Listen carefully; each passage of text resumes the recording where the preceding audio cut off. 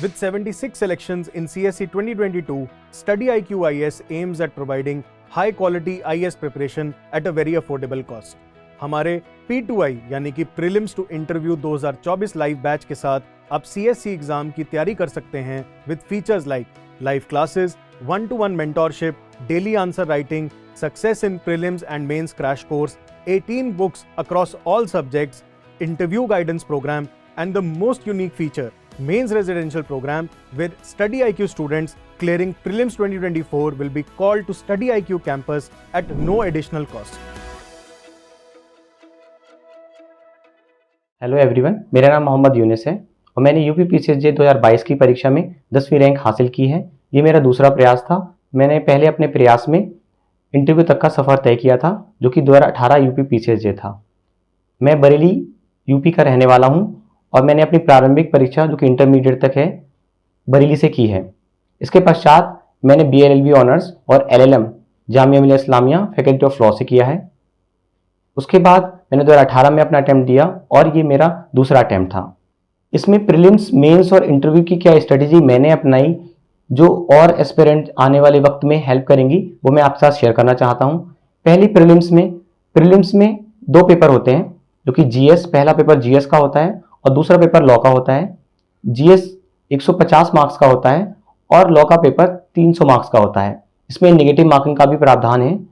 और एक बात जो प्रीलिम्स और मेंस के नज़र से देखें तो ये होती है कि इसमें कॉन्स्टिट्यूशन लॉ का अच्छा वेटेज होता है। तो मैं एस्पिरेंट से ये कहना चाहूँगा कि वो कॉन्स्टिट्यूशन लॉ पे थोड़ी अच्छी कमांड रखें अगर वो यूपी पीसीएसजे में सफलता पाना चाहते हैं।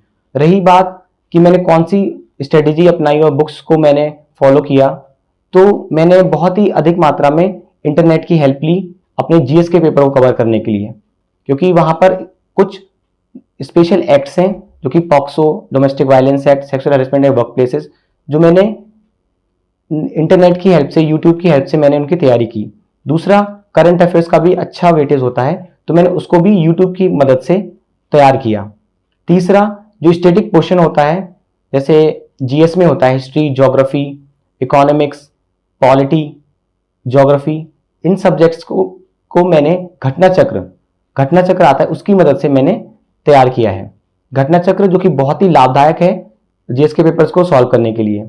दूसरा, अगर हम बात करें लॉ के पेपर की तो लॉ का पेपर का जो वेटेज होता है वो 300 मार्क्स का होता है।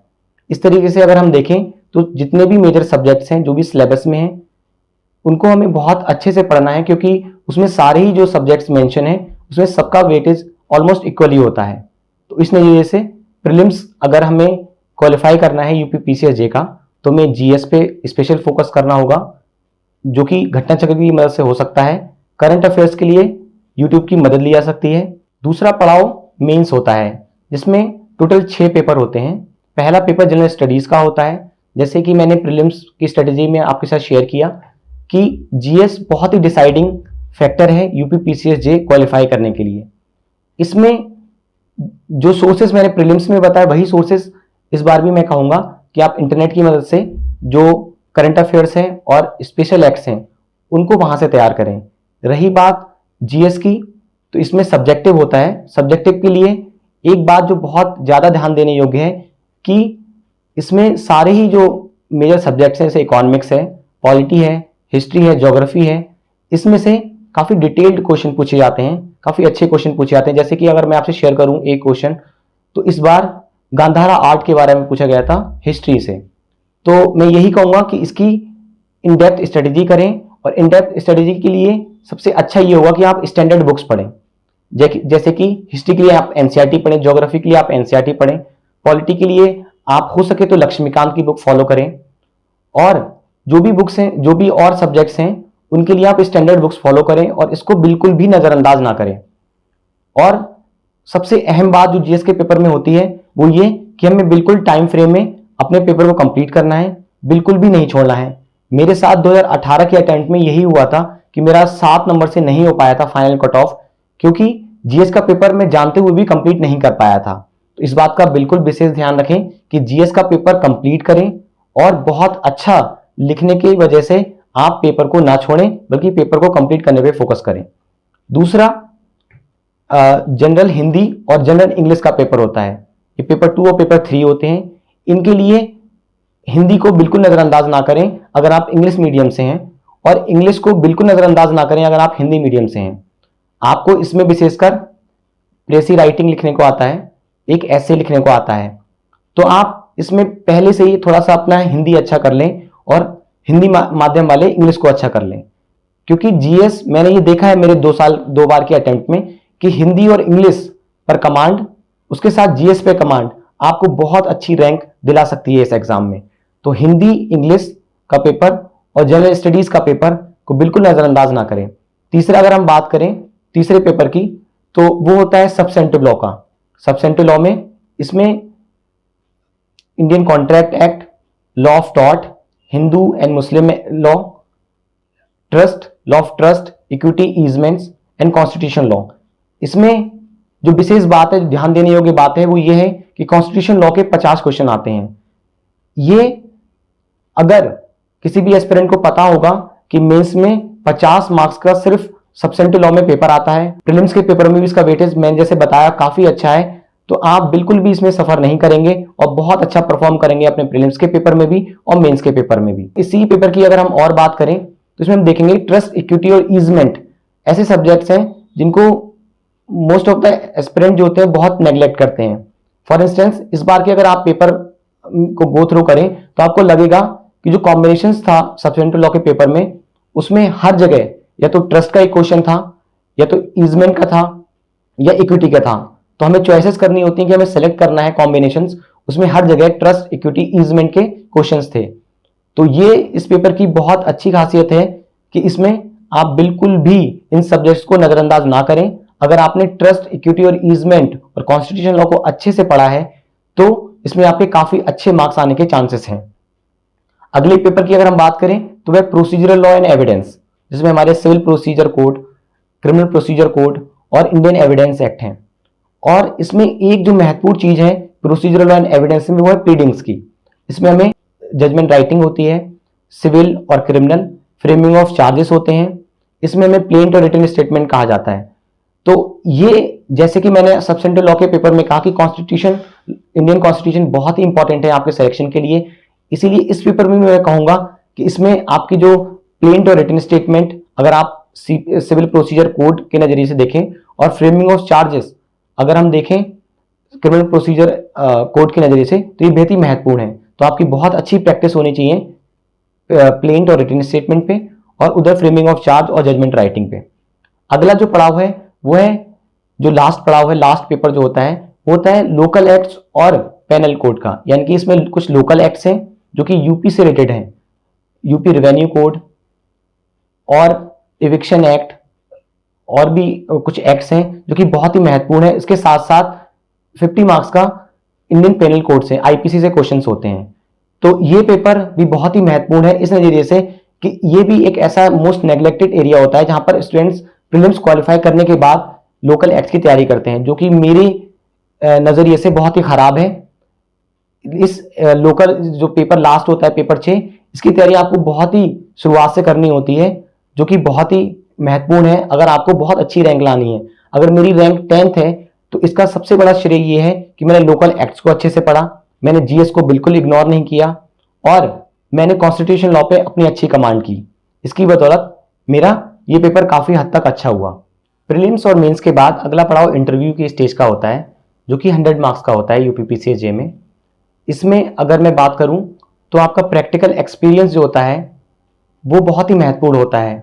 जैसे कि अगर मैं आपको एक उदाहरण दूं, फॉर इंस्टेंस मुझसे जो क्वेश्चन पूछे गए थे वो पूछे गए थे कि सम्मन को कैसे तामील कराना होता है, दस्ती सम्मन क्या होता है, दस्ती सम्मन ले जाने वाला क्या किसी भी स्थान पर सम्मन को चस्पा करने का अधिकार रखता है या नहीं रखता है। तो और दूसरा अगर हम देखें क्रिमिनल प्रोसीजर कोड से, तो मुझसे पूछे गए थे कि क्या वो कौन सा प्रावधान है क्रिमिनल प्रोसीजर कोड में जहां पर पुलिस को बेल देने का अधिकार होता है। तो ये सब चीजें जो होती हैं वो प्रैक्टिकल एक्सपीरियंस से आप बहुत अच्छे से बता सकते हो, एक्सप्लेन कर सकते हो। दूसरा, इसमें हमें बहुत ध्यान देना है कि यहां पर हमारी नॉलेज का चेक ना होकर हमारी पर्सनैलिटी का भी चेक होता है। तो इसलिए आपका आचरण, आपका व्यवहार, आपके बोलने का तरीका कैसा है इंटरव्यू बोर्ड के सामने, उसे भी आपको प्रैक्टिस करने की बहुत ज्यादा जरूरत है।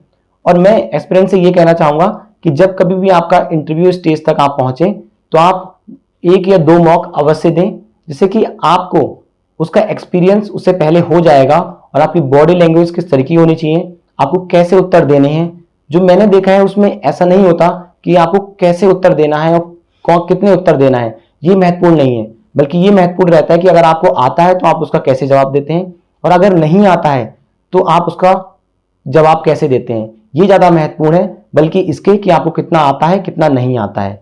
सो अगर आप तीनों स्टेजेस को देखें तो आपको प्रीलिम्स, मेंस और इंटरव्यू को एक साथ लेके चलना होगा। आपको प्रैक्टिकल एक्सपीरियंस बहुत होना जरूरी है इस फील्ड में, अगर आप इंटरव्यू की स्टेज क्वालिफाई करना चाहते हैं और अपना फाइनल सिलेक्शन लेना चाहते हैं। अब प्रीलिम्स, मेंस और इंटरव्यू के लिए मैंने क्या स्ट्रेटेजी अपनाई जिसने मुझे 10वीं रैंक लाने में हेल्प की, वो मैं आपके साथ शेयर करना चाहता हूँ। पहले तो मैंने यूपीपीसीएस के सिलेबस को बहुत अच्छे से पढ़ा, बहुत अच्छे से प्रीवियस ईयर क्वेश्चंस को एनालाइज किया। उसके बाद मैं इस निष्कर्ष पे पहुंचा कि इसमें जो भी सिलेबस में सब्जेक्ट्स हैं उनकी मुझे बहुत ही गहन अध्ययन करना पड़ेगा, स्पेशली जो कि और बाकी सारे एस्पिरेंट नेग्लेक्ट करते हैं, जैसे कि जीएस का पेपर, जिसमें जीएस के सब्जेक्ट्स हिस्ट्री, ज्योग्राफी, इकोनॉमिक्स के मैंने प्रीवियस ईयर के क्वेश्चन सॉल्व किए। इसमें मेनली मैंने घटना चक्र की मदद ली, जिसमें मैंने बहुत सारे प्रीवियस ईयर क्वेश्चन और टॉपिक वाइज क्वेश्चंस मैंने हल किए। और इसमें बेहद ही ज़रूरी है कि हम हिस्ट्री और ज्योग्राफी को स्पेशल अटेंशन दें, क्योंकि ये ऐसे क्वेश्चंस होते हैं जिनमें हम थोड़ा फंबल करते हैं, थोड़ा समझने में दिक्कत होती है और उसमें क्रोनोलॉजी होती है। दूसरा, जो करंट अफेयर्स के लिए, जैसे मैंने प्रीलिम्स की स्ट्रेटेजी में बताया कि मैंने इंटरनेट की मदद से बहुत हेल्प ली और मैंने अपने शॉर्ट नोट्स बनाए उन सारे सब्जेक्ट्स पे।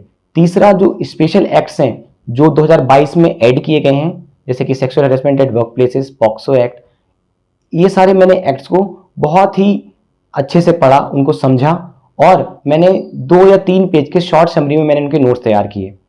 अगर मैं मेंस की बात करूं तो मेंस के लिए सबसे महत्वपूर्ण चीज़ है जिसकी वजह से मेरा लास्ट ईयर 2018 के यूपीपीसीएस के पेपर में मेरा सिलेक्शन नहीं हो पाया था, वो ये था कि मैंने बिल्कुल भी आंसर राइटिंग नहीं की थी। वो आंसर राइटिंग ना करना और उस वजह से मेरा पेपर काफ़ी छूटा था, खासकर मेरा जीएस का पेपर छूट गया था। तो मैंने इस बार उस गलती को नहीं दोहराया और मैंने टेस्ट सीरीज की मदद से उस पेपर उसकी बहुत ज़्यादा प्रैक्टिस की, जितना भी हो सकता था मैंने प्रैक्टिस की, मैंने पेपर्स दिए। तीसरा, इंटरव्यू के लिए भी मैंने विशेषकर ध्यान दिया, इसलिए कि इसमें प्रैक्टिकल एक्सपीरियंस जितना भी मैं गेन कर सकूं उसको मैं लूं। उसके लिए मैंने इंटरव्यू गाइडेंस प्रोग्राम ज्वाइन किया राहुल्स आईएएस से, लॉ एम्बिशन से, जिसने मेरी बहुत ही मदद की इस एग्ज़ाम को क्रैक करने के लिए। और आगे अगर मैं बात करूं, एक जनरल में बात करूं कि ओवरऑल क्या किस चीज़ ने मुझे 10वीं रैंक लाने में मदद की, वो ये है कि मैंने इस दौरान अपनी मेंटल हेल्थ का बहुत ध्यान रखा। मैंने जो भी सब्जेक्ट के लिए टारगेट बनाए वो मैंने पूरे किए। जिस सब्जेक्ट के मुझे नोट्स बनाने हैं, मुझे ज़रूरत है, जिसमें मैंने भी लास्ट ईयर अटेम्प्ट में नेगलेक्ट किए थे जो सब्जेक्ट, मैंने उनको बेहद अच्छे तरीके से मैंने उनको नोट्स बनाए, मैंने उनको तैयार किया। सो मैं सबसे यही कहना चाहूँगा कि इस तैयारी में मेंटल हेल्थ का अपना बहुत ध्यान रखें, अपने जो साथ के दोस्त हैं उनकी मदद लें, उनकी जो भी वो एडवाइस करें उस हिसाब से, जो भी आपके सीनियर्स हों, जो भी आपके साथी हों, उनसे आप डिस्कस करें। बिल्कुल ही अकेले रहकर तैयारी ना करें, अपने दोस्तों के साथ ग्रुप बनाएं, टेस्ट सीरीज को ज्वाइन करें, वो चाहे प्रीलिम्स की हो, वो चाहे मेंस की हो। इंटरव्यू के लिए अपने जो ग्रुप हो उसमें इंटरव्यू दें, और भी जो कोचिंग इंस्टीट्यूट जो इंटरव्यू गाइडेंस प्रोग्राम कराते हैं उनको जरूर अवश्य ज्वाइन करें। जो भी एस्पिरेंट इस तरीके से परेशान हो कि क्या इसमें कोचिंग इंस्टीट्यूट ज्वाइन करने की ज़रूरत है या नहीं है, मैं उन्हें बताना चाहता हूं कि मैंने जो 10वीं रैंक हासिल की है वो बिना किसी कोचिंग इंस्टीट्यूट के की है। मैंने कोई भी फॉर्मल कोचिंग इंस्टीट्यूट नहीं ज्वाइन किया था, मैंने सारी तैयारी अपनी सेल्फ स्टडी से की, अपने कॉलेज के प्रोफेसर्स के नोट्स को फॉलो किया। जो भी अच्छे कोचिंग इंस्टीट्यूट हैं मैंने उनके नोट्स को एक बार गो थ्रू किया और मुझे जो भी अच्छा लगा मैंने उसके थ्रू पढ़ाई की। तो मैं ये कहना चाहता हूँ कि आप बहुत अच्छी रैंक ला सकते हैं, प्रोवाइडेड आपने बहुत अच्छे से सेल्फ स्टडी की हो। और खासकर मैंने देखा है कि यूपीपीसीएस जेके एग्जाम को बहुत ईजिली क्वालिफाई किया जा सकता है अगर आप उनके सिलेबस को अच्छे से पढ़ें, प्रीवियस ईयर क्वेश्चंस को एनालाइज करें और देखें कि किन एरियाज में आप अच्छा काम करके बहुत अधिक मार्क्स ला सकते हैं। जैसे मैंने आपको कहा कि लोकल एक्ट्स पे बहुत स्पेशली ध्यान दें, स्पेशल एक्ट्स जो ऐड हुए हैं 2022 में उनको अच्छे से पढ़ें, जीएस को बिल्कुल भी नेग्लेक्ट ना करें और अपने जो भी क्वेश्चन पेपर हैं, चाहे वो मेंस के क्वेश्चन पेपर हो या फिर प्रीलिम्स में क्वेश्चन पेपर हो, उसको टेस्ट सीरीज की जरूर मदद लें, और जो भी टेस्ट सीरीज मार्केट में अवेलेबल हो, ऐसा नहीं है कि कोई भी कौन सी कोचिंग इंस्टीट्यूट का करें, ऐसा कुछ नहीं है, बल्कि मैं कहूँगा कि सबसे अच्छी test series previous year questions हैं, कि आपके और सारे स्टेट्स जो हैं, वो चाहे दिल्ली हो, वो चाहे छत्तीसगढ़ हो, चाहे मध्य प्रदेश हो, और चाहे झारखंड हो, इन सारी स्टेट्स में जो भी प्रीवियस ईयर के क्वेश्चंस हैं उनको सॉल्व करें। इससे आप इजीली लॉ के पेपर पे कमांड कर सकते हैं।